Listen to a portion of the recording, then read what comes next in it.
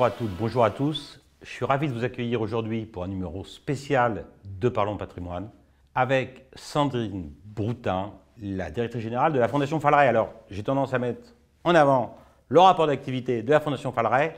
Bienvenue Sandrine. Bonjour Benoît. Je suis ravi de vous accueillir parce que ce que vous représentez a beaucoup de sens pour nous.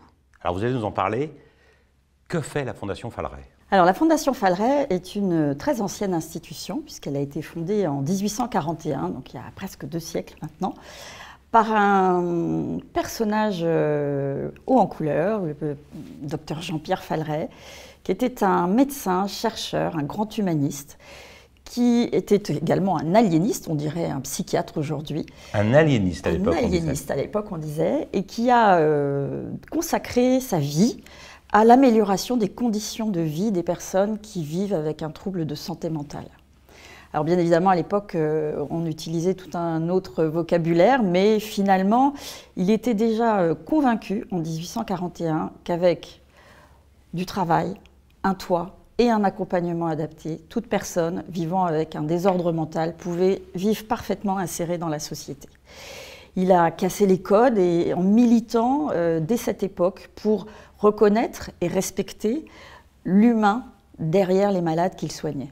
Ce qui est le plus important. Alors en 1848, un événement important. La reconnaissance d'utilité publique. La reconnaissance. Alors, avant le monde, avant les associations de loi 1901. C'est ça, bien avant la loi 1901. Et donc il a fondé à cette occasion une société de patronage pour les aliénés sortis guéris de la pitié salpêtrière. C'est exactement le vocable. C'est exactement le vocable. Et cette société de patronage était particulièrement destinée à recueillir des femmes, puisque le docteur Jean-Pierre Falleret était, on dirait, patron de l'unité des idiotes à la pitié salpêtrière. Des idiotes, on disait. Ainsi qu'on qualifiait les femmes avec des désordres mentaux à l'époque. Alors, du coup, tout était un petit peu mélangé. On distinguait pas très bien les déficiences intellectuelles, les troubles psychiques, l'hystérie. Enfin, tout ça était un petit peu amalgamé. Pour autant, le traitement qui était réservé à ces personnes malades était tout à fait inqualifiable. Et il a, sous l'impulsion de ses pairs, Pinel et Esquirol, les grands transformateurs, modernisateurs de la psychiatrie à l'époque, contribué à véritablement désaliéner en fait, ces personnes. Et donc ces femmes, il les mettait à l'abri au sein d'un asile-ouvroir qu'il a fait construire en faisant l'acquisition d'un terrain dans le 15e arrondissement, sur ses deniers, avec l'aide de quelques mécènes, déjà à l'époque. Et il confiait au bon soin des sœurs, qui étaient chargées d'assistance à l'époque, ces femmes pour qu'elles puissent se reconstruire, on dirait se rétablir aujourd'hui. Bien sûr. Alors, on va faire un grand saut, puisqu'on est en 2023. L'association qui était, je crois, la 2e association reconnue en France. Hein. Alors, c'était la 2e reconnaissance d'utilité publique. Ça s'est joué à 48 heures avec, alors, on va dire la première. Avec nos amis de la Société philanthropique. Et puis ensuite, un peu plus tard, en 1952, cette société de patronage s'est transformée en association de loi 1901 et a pris le nom de l'œuvre Falleret. Et cet asile-ouvroir a été le premier centre d'hébergement et de réinsertion sociale, avec l'évolution des politiques publiques, et donc cette première reconnaissance. Et par la suite, après quelques décennies et quelques modifications statutaires, évolutions statutaires, l'association a diversifié ses activités, diversifié ses champs d'intervention, son public, et de fil en aiguille, elle est arrivée finalement au bord des années 2000, en bonne situation pour pouvoir se développer. Et le 20 février 2023, qu'est-ce qui se passe? Vous êtes reconnu en tant que Fondation reconnue d'utilité publique. Donc ça, c'est encore une étape importante dans la vie de cette belle institution. C'était sa transformation pour aussi se renforcer en fondation reconnue d'utilité publique. Ce qui nous permet à la fois de poursuivre notre mission de gestionnaire d'établissements et services sociaux, médico-sociaux, où là, on agit très concrètement en proposant des solutions d'hébergement, de soins, d'accueil à des enfants, des adolescents, des adultes qui en ont besoin, qui sont soit en souffrance psychique, porteurs d'un handicap psychique, de l'autisme également, ou simplement des difficultés psychosociales. Alors quand je dis simplement, évidemment, oui, c'est lourd parfois. Voilà, ça peut néanmoins être très lourd. Et nous accueillons ces personnes aujourd'hui au sein d'un peu plus de 50 établissements services 50 dispositifs. établissements en France? En France, c'est en Île-de-France en Île-de-France, particulier, avec quelques développements récents dans le Loiret et dans l'Oise. Voilà, avec une volonté de Combien de personnes, parce que vous êtes directrice générale, donc je crois que les ressources humaines sont importantes, parce que vous avez combien de personnes qui travaillent au sein de la Fondation Falleret, à destination de combien, j'allais dire, de personnes qui bénéficient des œuvres de la Fondation? Alors, au moment où on se parle, c'est 850 professionnels qui interviennent chaque jour pour accompagner 5300 personnes. 5300 Ça, personnes. c'est 5300 personnes, c'est le nombre de personnes que nous avons accompagnées en 2023. Et en 2024, on est peu ou prou dans les mêmes zones. Et en 2025, c'est un événement parce que c'est le 20e anniversaire, je crois, de la loi handicap dont vous allez nous reparler, avec une grande cause nationale, la santé mentale. Et je voudrais juste qu'on puisse essayer de mettre derrière ce vocable ce que signifie la santé mentale. Parce que je crois qu'il y a plusieurs difficultés qui peuvent reposer sur des carences dans le domaine de la santé mentale. Bien sûr. Alors, la santé mentale, c'est un terme qu'on utilise, qui est plutôt récent. On a longtemps parlé de troubles psychiques, on parlait plutôt de psychiatrie, mais ça va bien au-delà. C'est-à-dire que la santé mentale est un continuum. Ça permet d'introduire l'idée que nous avons tous une santé mentale. Il n'y a pas de bonne santé, selon la définition de l'OMS, sans santé mentale. Nous en avons tous une, et à tout moment, elle peut être fragilisée par un événement de la vie ou une maladie. Les pépins de la vie. Les pépins de la vie ou une maladie. Jusqu'à devenir une maladie chronique. Et dans ce continuum, on a effectivement un spectre très large des maladies psychiques lorsque la santé mentale défaille et au point d'en faire une pathologie. Et donc on peut aller sur des troubles anxieux, la dépression, à des choses beaucoup plus sévères qui se chronicisent comme la schizophrénie, la bipolarité, par exemple. Donc des domaines, bien sûr, pour soigner, pour accompagner, mais aussi pour prévenir. Oui, et c'est là tout l'enjeu, c'est de faire émerger ce sujet comme sujet de santé publique, de dire qu'on a tous une santé mentale, qu'elle peut être fragilisée à tout moment, et pour autant il faut en prendre soin. On peut prévenir les risques.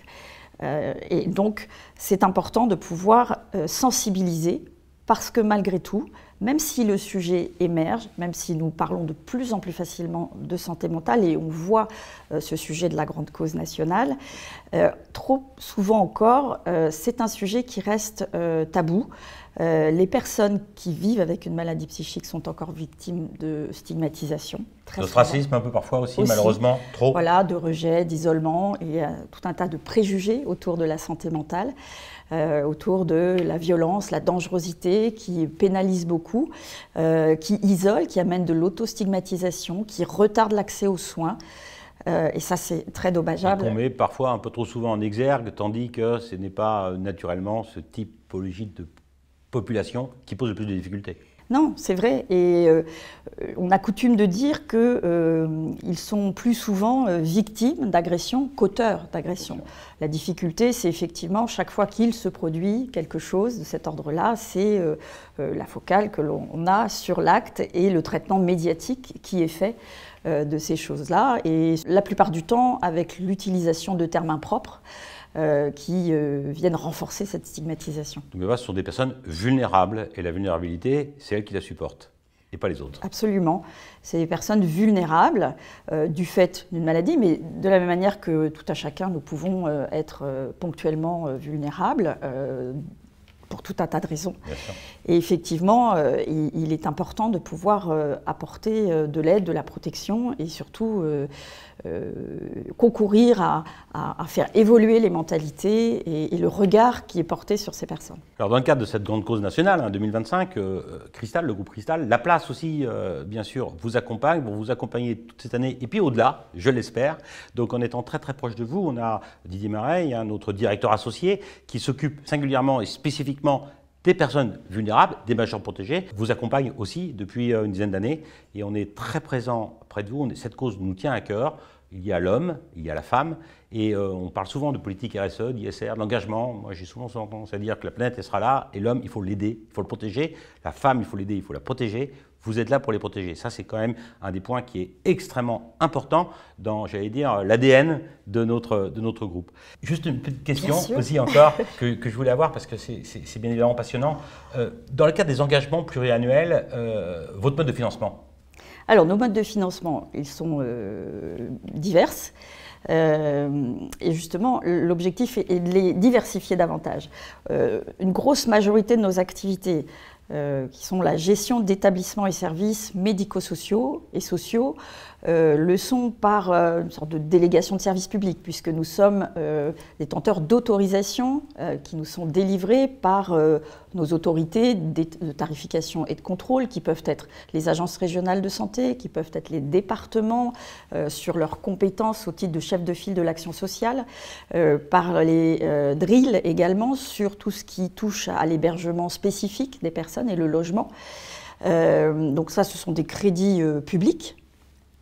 Mais aussi, une part de notre financement est mobilisée à travers des subventions et du mécénat. Et c'est très important de continuer à hybrider ces ressources parce que tous ces fonds propres, finalement, vont nous permettre de financer notre développement, de la recherche et du développement, de l'innovation, pour essayer toujours d'améliorer les réponses qui sont apportées pour autant que faire se peut, s'adapter aussi à la société qui évolue et à l'environnement des personnes qui changent et qui les mettent souvent aussi en difficulté. Donc la santé mentale, il y a aussi de la R&D, donc il y a aussi Exactement. des chercheurs qui sont auprès de vous pour aider les 5300 personnes que vous aidez, j'allais dire, au quotidien. Et c'est un élément important. Juste aussi une petite question, n'oublions pas qu'on peut vous adresser des dons, des legs. Vous êtes éligible en tant que fondation. Absolument. À la réduction IFI, 75%, à la réduction impôt sur le revenu aussi, donc qui est légèrement inférieur, et puis au legs, que vous êtes habilité en tant que fondation à recevoir. Et ça, c'est le groupe s'engage. Nous mettrons sur notre site votre adresse de la fondation et nous espérons vous retrouver régulièrement à côté de nous. En tout cas, l'engagement du groupe, il est près de vous, non seulement pour cette année 2025, mais pour les années à venir aussi. Merci Sandrine. Un grand merci, Benoît.